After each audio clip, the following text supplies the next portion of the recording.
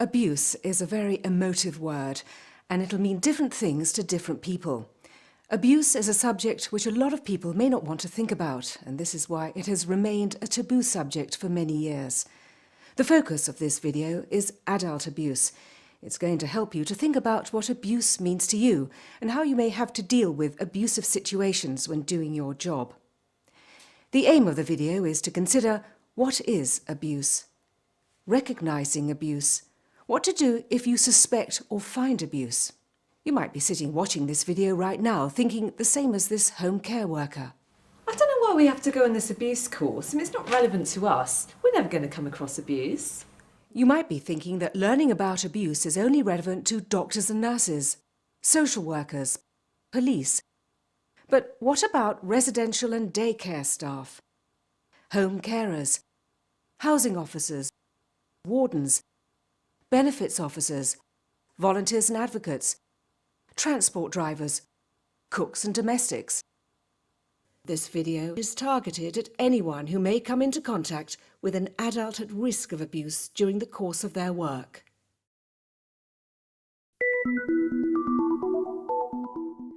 Abuse can happen anywhere, and it often remains well hidden. It could occur in the community, for example, in a person's own home, workplace, public place, or in an institutional setting, for example, a hospital ward, care home, day centre, training or education centre. Many workers think that it would never happen in their own workplace.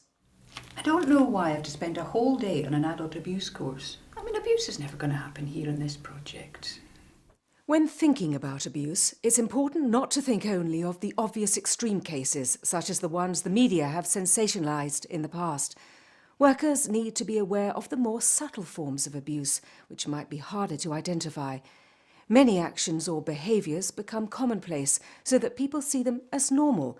These forms of abuse cause controversy, as people may argue about what actually constitutes abuse. But there's so many grey areas, it's difficult to know what's abuse and what's bad practice. Workers need to be clear themselves about what abuse means to them and how it is defined in a local policy. You know, I can't remember where I put my pension book. Oh, for heaven's sake, woman! Can't you remember anything? You've fallen again. Now stay in your chair and put this in front of you. Could you pass us the remote control, please? No one should ever compare types of abuse or refer to something as being trivial. They've always been like that. What do you expect me to do about it? Well, he only neglects her a bit. I mean, it's nothing to cause a fuss over. Haven't you got better things to worry about than what we call our service users? The starting point should always be, how does the victim view the situation or action? Hilda, who is 70 years old, lives alone and is slightly confused. Her nephew Stephen visits her every day. He has little patience with Hilda, who keeps losing things. I heard Stephen shout at you last time I was here. Oh, Stephen's always lived on a short fuse. He doesn't mean anything when he shouts. You've rung that bell again. That's 3 times in the last hour. I know you're really busy and you've got people to see to. But I do need some painkillers now. This morning was the last straw. I just want to leave now. I've had some complaints from the housing officer and some of your neighbours about the noise from this flat, and also about Johnny and Greg visiting. Johnny and Greg are very kind to me. They keep me company at night and they pay my bills when I don't feel like going out.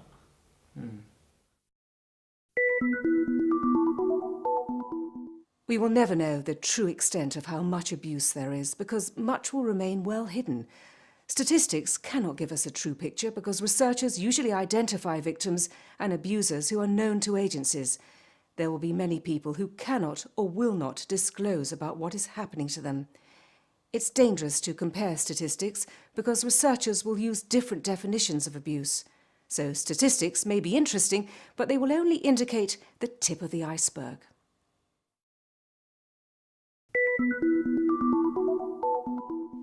During the past 20 years, there's been much emphasis on the importance of carers' stress as a causal factor in abuse cases. However, much has been learnt since then, and workers should realise that abuse is a very complex issue which necessitates an understanding of many different theories and perspectives. A good starting point is to remember that you need to keep an open mind and not to fall into the trap of stereotyping who might be a typical victim or abuser. It's a fact that anyone could be a victim. This includes men as well as women. I'm saying something to you. You'll listen to what I'm going to say. You'll listen. Can you hear me all right, darling? Can you hear me? And that it's not just men who abuse. I've had enough with you. All types of people can be abusers. Professionals and workers, volunteers and advocates, family members, friends, neighbours, strangers, other service users. Very often the abuser is someone you least suspect, maybe somebody in a position of trust or authority. What have you done now? I'm sorry, I dropped the food on the floor.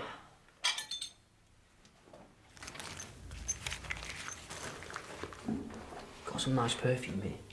Off the back of a lorry, if you know what I mean. Do you want to buy some cheap?